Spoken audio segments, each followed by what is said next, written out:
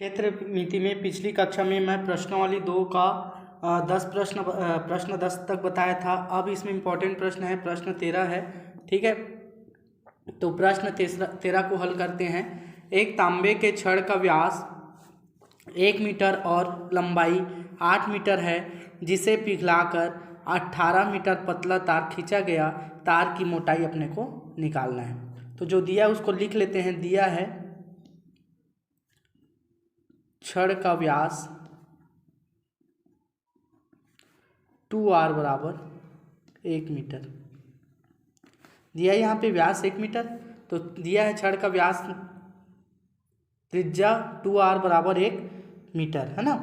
अब यहाँ पे हम त्रिज्या निकाल लेते हैं, तो r बराबर 1/2 मीटर हो जाएगा। यहाँ पे क्या दिया है, लंबाई दिया है 8 मीटर, लिख लेते हैं। लंबाई ऊंचाई का काम करेगा, तो ये हो जाएगा 8 मीटर। अब यहाँ पे ये बोला जा रहा है जिसे पिघलाकर 18 मीटर पतला तार खींचा गया, मतलब बनाए जाने वाले तार की लंबाई। ठीक है, बनाए जाने वाले तार की लंबाई L बराबर 18 मीटर। ठीक है, अब इसके बाद तांबे को पिघलाकर 18 मीटर पतला तार खींचा गया। तार की मोटाई निकालनी। यहाँ पे छड़ है, छड़ को पिघलाया गया और पिघला के पतला तार खींचा गया, मतलब छड़ का आयतन में प्रसार होकर वो क्या बन जाएगा, तार के आयतन में प्रसार हो जाएगा, है ना। तो यहाँ पे लिखेंगे छड़ का आयतन बराबर पतला तार का आयतन, चूँकि तार का आयतन बराबर छड़ का आयतन। तो यहाँ पे आयतन का क्या सूत्र होता है, पाई r⁴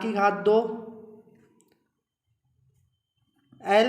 ठीक है, अब छड़ का आयतन में हो जाएगा पाई r⁴ h। यहाँ पे इसकी त्रिज्या को, तार के आयतन की त्रिज्या को कैपिटल R ले लेते हैं। ठीक है, और इसको स्मॉल r ले लेते हैं, तो ये हो जाएगा पाई r⁴ गुणा लंबाई कितना है 18 है, और यहाँ पे पाई r का मान कितना है 1/2 पूरे की घात 2 गुणा h का मान कितना है 8 है। ठीक, आगे हल करते हैं। पाई तो कैंसिल हो जाएगा, बचेगा क्या, r⁴ 18 को पक्षांतर कर देते हैं, इसका हल करेंगे तो क्या होगा 1/4 गुणा 8 ये गुणा पक्षांतर करेंगे तो भाग में पड़ने का, है ना। 4 एकम 4, 4 दूनी 8, 2 एकम 2, 2 निया 18। तो r⁴ बराबर 1/9। 1/9, 9 किसका वर्गमूल है, 9 को हम लिख सकते हैं 3 की घात 3 पूरे की घात 2, ऐसा लिख सकते हैं। 2 कैंसिल हो जाएगा, तो r का मान कितना आ जाएगा 1/3। r का मान 1/3 आया। अपने को क्या निकालना है, तार की मोटाई निकालना है। तार की त्रिज्या निकला, कैपिटल R लिए थे ना, तो तार की मोटाई त्रिज्या का 2 गुना कर देंगे, तो 2r हो जाएगा। तो 2r का मान 1/3, 2/3 मीटर। तो ये था अपना प्रश्नावली 3 बता रहा हूँ। तो प्रश्नावली 3 में चलते हैं। शंकु के बारे में बताया जाएगा। तो एक लंबवृत्तीय शंकु के वक्र पृष्ठ का क्षेत्रफल ज्ञात करना है, जिसकी तिर्यक ऊंचाई 10 सेंटीमीटर और आधार की त्रिज्या दिया गया है। तो हल कर लेते हैं। दिया है लंबवृत्तीय शंकु के वक्र पृष्ठ का क्षेत्रफल निकालना है, तिर्यक ऊंचाई दिया गया। तिर्यक ऊंचाई को किससे प्रकट करते हैं, L से। दिया है तिर्यक ऊंचाई L बराबर 10 सेंटीमीटर। कितना दिया है, तिर्यक ऊंचाई बराबर 10 सेंटीमीटर दिया है, और आधार की त्रिज्या r बराबर दिया है 7 सेंटीमीटर। ठीक है, अपने को निकालना क्या है, वक्र पृष्ठ का क्षेत्रफल निकालना है। तो शंकु का वक्र पृष्ठ का क्षेत्रफल होता है पाई r/L, है ना। शंकु का वक्र पृष्ठ का क्षेत्रफल होता है पाई आर एल। तो पाई का मान कितना होता है 22/7, आर का मान कितना दिया है 7, एल का मान कितना दिया है 10। 7 और 7 कैंसिल होगा तो 22 गुणा 10, तो 22 दाम कितना हो जाएगा 220 वर्ग सेंटीमीटर।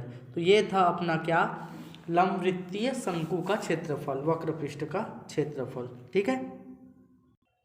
अगला प्रश्न है, यदि एक जोकर की शंक्वाकार टोपी के आधार की त्रिज्या 7 सेंटीमीटर है तथा ऊंचाई 24 सेंटीमीटर है। ठीक है। तो जो जो दिया है जोकर की टोपी के शंक्वाकार, है ना, तो लिख लेते हैं। दिया है टोपी के आधार की त्रिज्या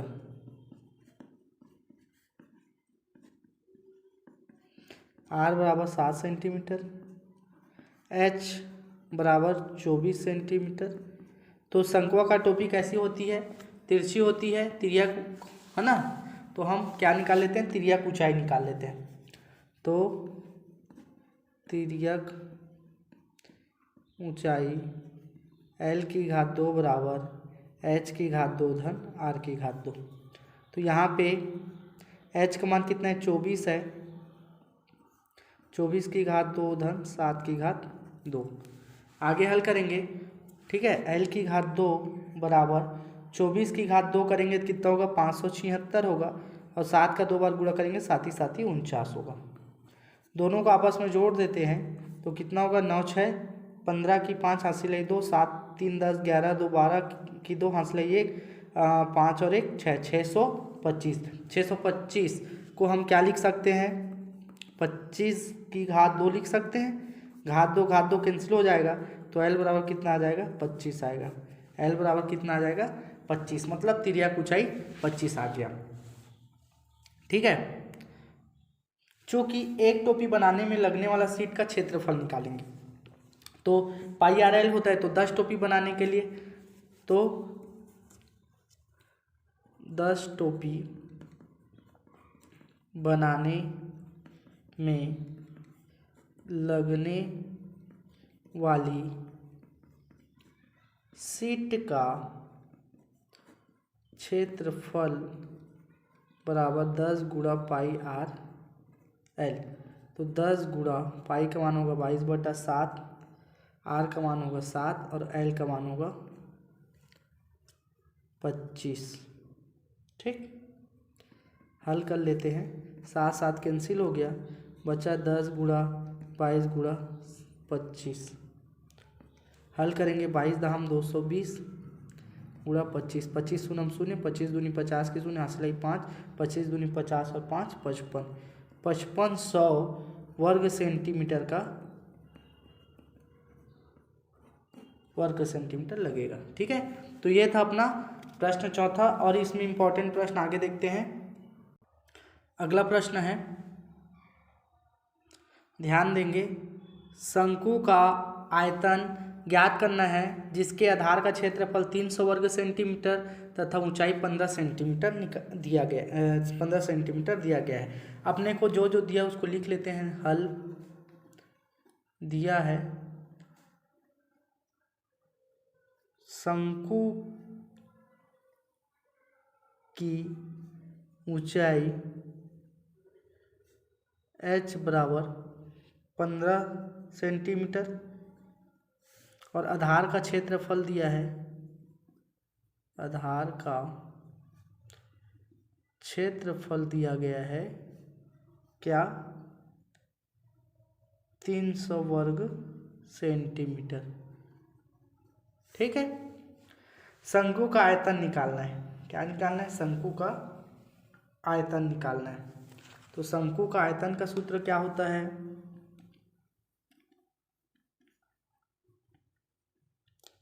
1/3 पाई आर वर्ग एच। तो 1/3 पाई 22/7 आर की घात 2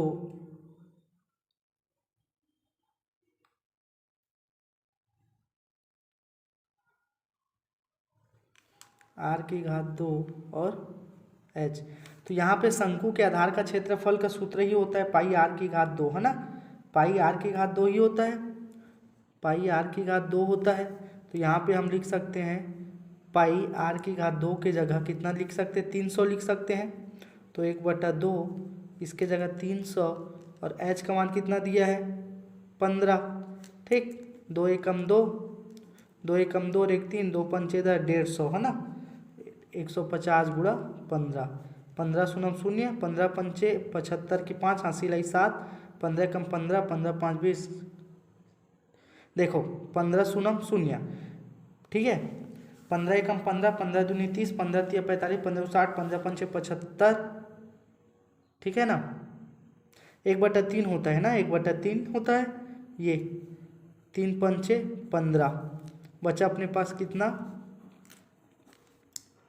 300 गुणा 5, 5 दिया 15, 1500 घन सेंटीमीटर होगा। एक बार फिर से ध्यान देना, तो शंकु की ऊंचाई दिया इतना, आधार का क्षेत्रफल को हम लिख सकते हैं पाई आर की घात 2 जिसका मान दिया 300 वर्ग सेंटीमीटर।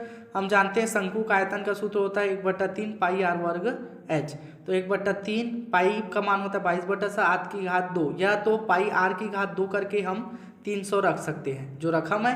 एच का मान 15, कटा दिया 3 एकम 3, 3 पंचे 15, बचा 300 और ये 5, 300 पंचे 1500 घन सेंटीमीटर। तो ये था अपना अगला प्रश्न। आगे देखते हैं और प्रश्न। अगला प्रश्न है, यदि 1 मीटर लंबी धातु की छड़ जो बेलनाकार है, बेलन के आकार का बताया जा रहा है, जिसकी त्रिज्या 3.5 सेंटीमीटर, तो दिया है उसको लिख लेते हैं। दिया है बेलन की त्रिज्या, बेलनाकार धातु की छड़ की त्रिज्या, ठीक है, बेलनाकार धातु के छड़ की त्रिज्या r बराबर 3.5 सेंटीमीटर और उसकी लंबाई दी गई है कितना 3.5 सेंटीमीटर और उसकी लंबाई 1 मीटर 1 सेंटीमीटर दिया गया है। ठीक है, कितना दिया गया, 1 सेंटीमीटर दिया गया है। ठीक है ना, तो यहाँ पे शंकु की त्रिज्या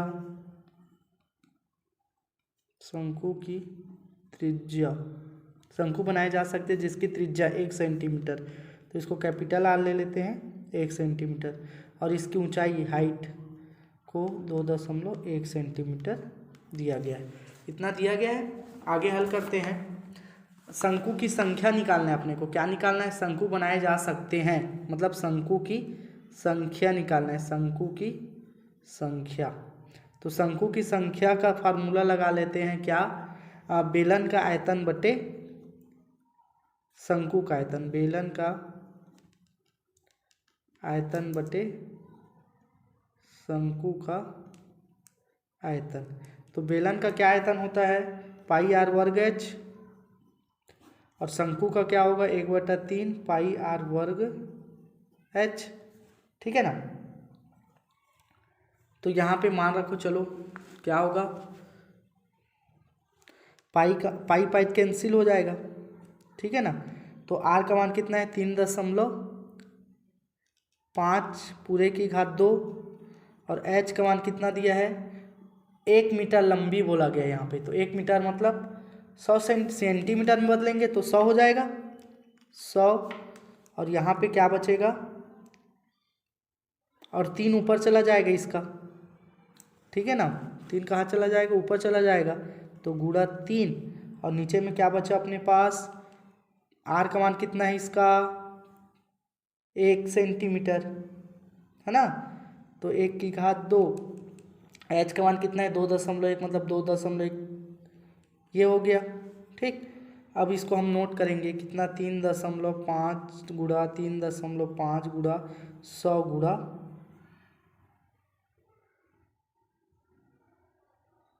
पाई आर की घात 2, है ना, 3.5 एच, हाँ इतना आया। ठीक है ना, आगे हल करेंगे।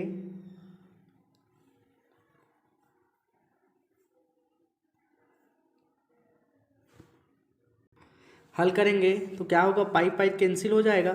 ठीक है, 3 सत्ते कितना हो जाएगा 21.007। ठीक है, अब आगे हल करेंगे तो क्या मिलेगा, 3.5 गुणा 3.5 गुणा 100 बटे 0.7।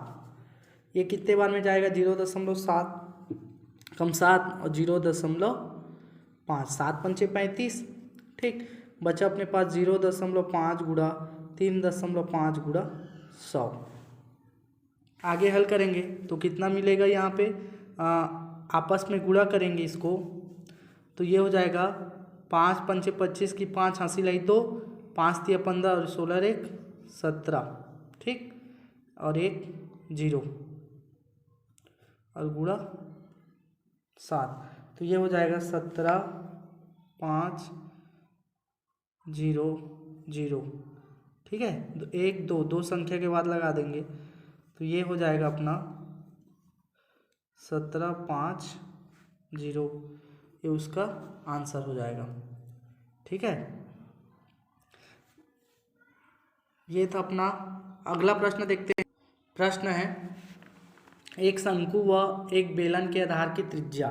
तो पहले दिया है शंकु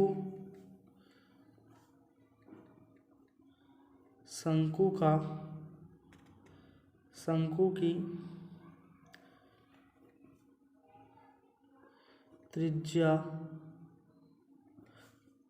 मान लो शंकु की त्रिज्या क्या ले लेते हैं, r ले लेते हैं, तथा ऊंचाई